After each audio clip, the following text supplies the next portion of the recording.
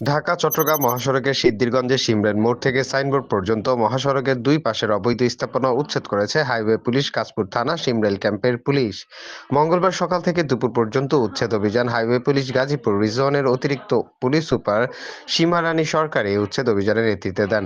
Highway police সদস্যরা এ সময় উচ্ছেদ অভিযানে সহায়তা করেন। মহাসড়কের পাশে ফুটপাতের বিভিন্ন অবৈধ স্থাপনা ভেঙে সরিয়ে দেওয়া হয়।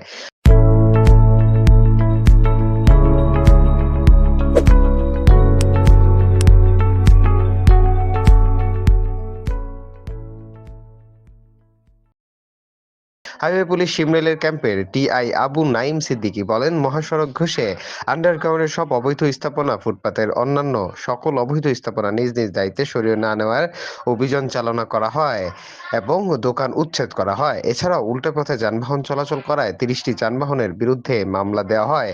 মহাসড়কের দুই পাশে অবৈধ স্থাপনা উচ্ছেদ অভিযান অব্যাহত থাকবে জানিয়ে অতিরিক্ত পুলিশ সুপার সীমা রানী সরকার জানান, মহাসড়কের পাশে সরকারি জায়গায় কোনো প্রকার অবৈধ স্থাপনা কিংবা কোনো দোকানপাট বসতে দেওয়া হবে না এবং কাউকে চাঁদাবাজি করার সুযোগ দেওয়া হবে না। এ সময় কাঁচপুর হাইওয়ে থানার ভারপ্রাপ্ত কর্মকর্তা কাজী ওয়াহিদ মোর্শেদ, শিমরেল হাইওয়ে ক্যাম্পের ইনচার্জ আবু নাইম সিদ্দিকী সহ কাঁচপুর হাইওয়ে থানা ও শিমরেল হাইওয়ে ক্যাম্পের পুলিশ সদস্যরা এই অভিযানে অংশগ্রহণ করেন। ডেইলি নতুন বাংলার খবর, ঢাকা। এগুলা পার্কিং করে যত্রতত্র, এছাড়া রুট পারমিট নাই, ফিটনেসবিহীন গাড়ি চলাচল করছে।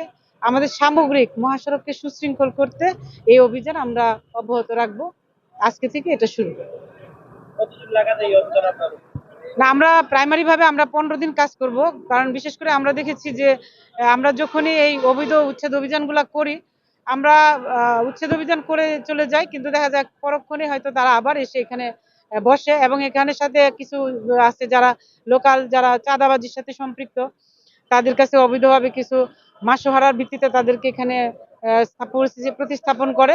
তো এটির যেন পুনরাবৃত্তি না ঘটে, আমরা যেন মহাসড়কটাকে পার্মানেন্টলি এই অবৈধ দখলদারদের কাছ থেকে মুক্ত করে রাখতে পারি, এই অভিযানটি চলবে এবং আমরা এটা চলমান রাখবো।